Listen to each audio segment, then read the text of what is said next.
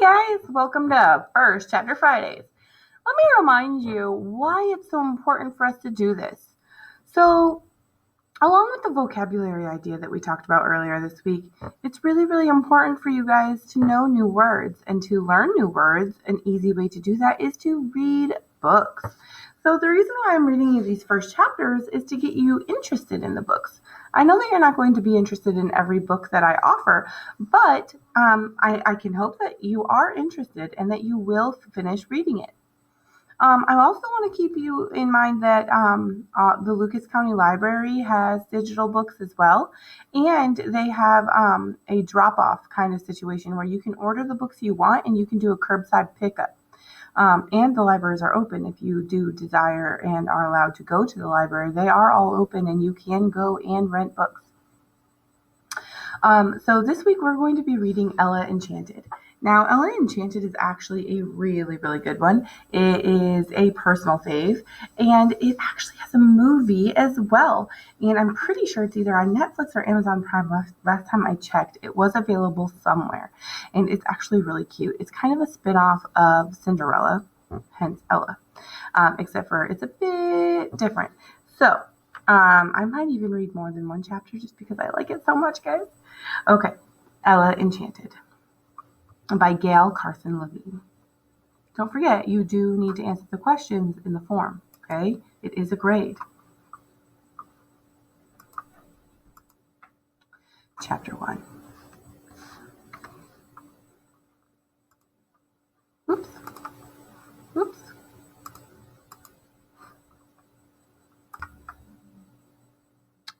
That fool of a fairy, Lucinda, did not intend to lay a curse on me. She meant to bestow a gift. When I cried inconsolably through my first hour of life, my tears were her inspiration. Shaking her head sympathetically at Mother, the fairy touched my nose. My gift is obedience. Ella will always be obedient. Now, stop crying, child. I stopped. Father was away on a training expedition as usual, but our cook, Mandy, was there. She and her mother were horrified, but no matter how they explained it to Lucinda, they couldn't make her understand the terrible thing she'd done to me. I could picture the argument, Mandy's freckles standing out sharper than usual, her frizzy gray hair in disarray, and her double chin shaking with anger. Mother still and intense, her brown curls damp from labor, the laughter gone from her eyes. I shouldn't imagine Lucinda. I didn't know what she looked like. She wouldn't undo the curse. My first awareness of it came on my 5th birthday. I seem to remember that day perfectly, perhaps because Mandy told the tale so often. For your birthday, she'd start, I baked a beautiful cake. 6 layers. Bertha, our head maid, had sewn a special gown for me. Blue as midnight with a white sash. You were small for your age, even then, and you look like a china doll with a white ribbon in your black hair and your cheeks red from excitement. In the middle of the table was a vase filled with flowers that Nathan, our manservant, had picked. We all sat around the table. Father was away again. I was thrilled. I had watched Mandy bake the cake and Bertha sew the gown and Nathan pick the flowers. Mandy cut the cake. When she handed me my piece, she said without thinking, Eat. The first bite was delicious. I finished the slice happily. When it was gone, Mandy cut another. That one was harder. When it was gone, no one gave me more, but I knew I had to keep eating. I moved my fork to the cake itself. Ella, what are you doing? Mother said. Little piggy, Mandy laughed. It's her birthday, lady. Let her have as much as she wants. She put another slice on my plate. I felt sick and frightened. Why couldn't I stop eating?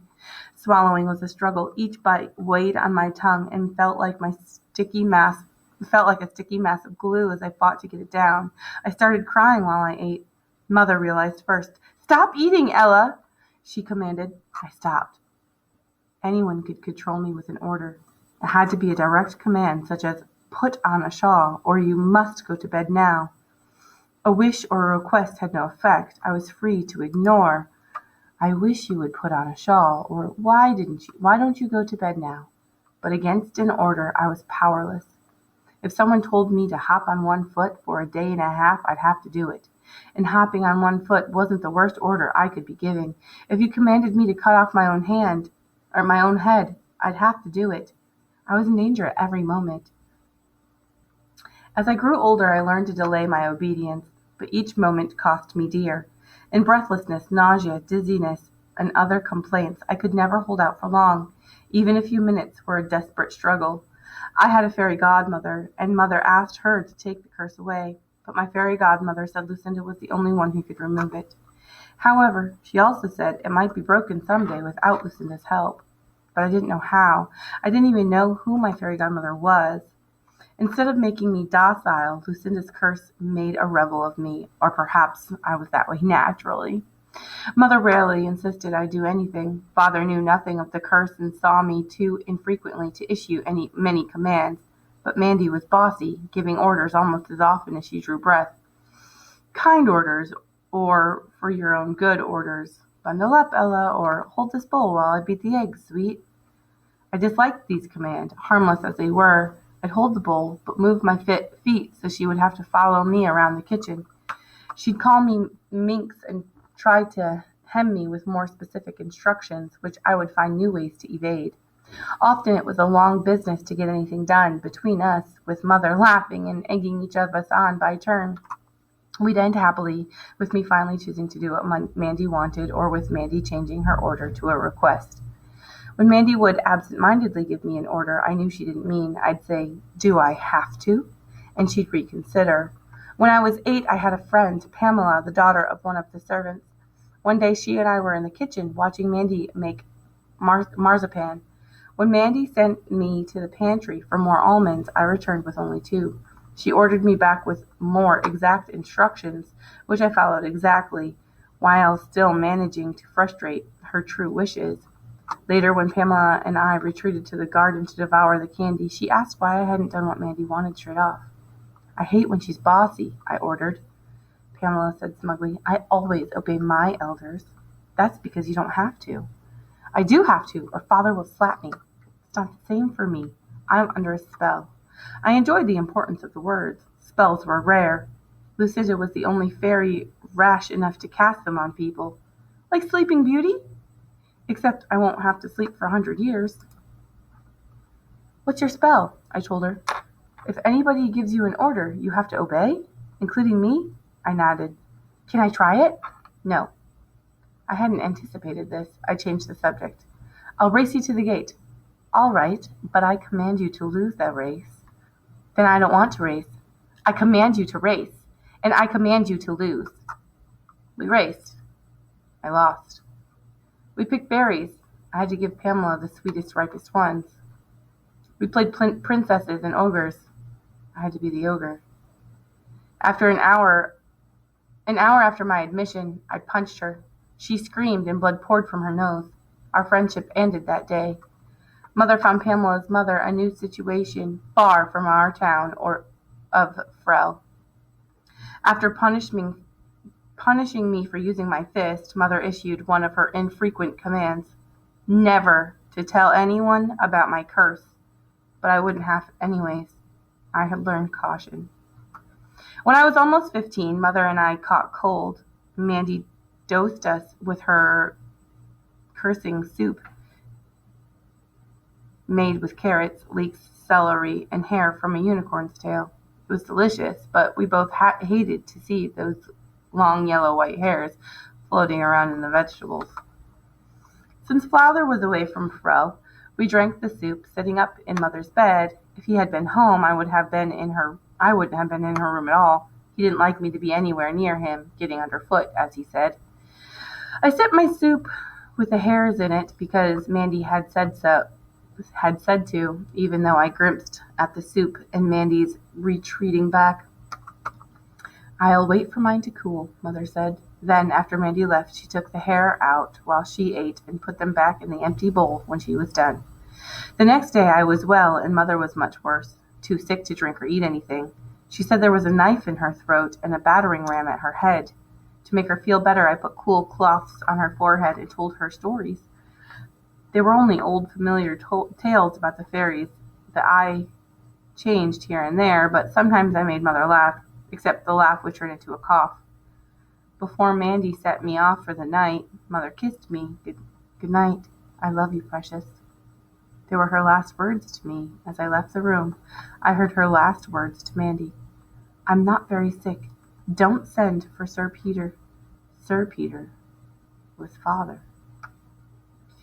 The next morning, she was awake, but dreaming. With wide open eyes, she chattered to invisible courtiers and plucked nervously at her silver necklace. To Mandy and me, there in the room with her, she said nothing. Oh, Oops.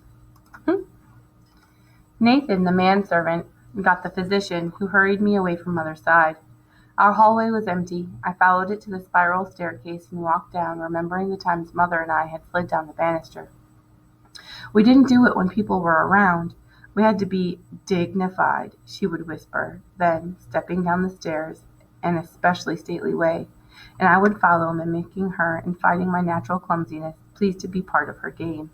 But when we were alone, we preferred to slide and yell all the way down, and run back up for another ride, and a third, and a fourth. When I got to the bottom of the stairs, I pulled our heavy front door open and slipped out into the bright sunshine. It was a long walk to the old castle, but I wanted to make a wish, and I wanted to make it in the place where it would have the best chance of being granted. The castle had been abandoned when King Gerald was a boy, although it was reopened on special occasions for private balls, weddings, and the like. Even so, Bertha said it was haunted, and Nathan said it was infested with mice. Its gardens were overgrown, but Bertha swore the candle trees had power. I went straight to the candle grove. The candles were small trees that had been pruned and tied to wires to make them grow in the shape of candelabra. For wishes, you need trading material. I closed my eyes and thought, if Mother gets well, I'll be good. Not just obedient, I'll try harder not to be clumsy, and I won't tease Mandy so much. I didn't bargain for Mother's life because I didn't believe she was in danger of dying. Alright, so that's the end of the first chapter. So you can make an inference as to what's going to happen next. It's not too difficult to guess what had happened based on that last sentence. But you will be answering the questions in the form. And tell me what you think. I love this story. It's actually really, really great when she runs into a certain person of power. If you can imagine who that might be based off, I told you that this was a spinoff of Cinderella. Ella Enchanted. It's a funny story, and it is a movie, so if you do read it, you could watch the movie when you're done. Alright guys, I hope you enjoy it, and I really do hope that you read it. Bye.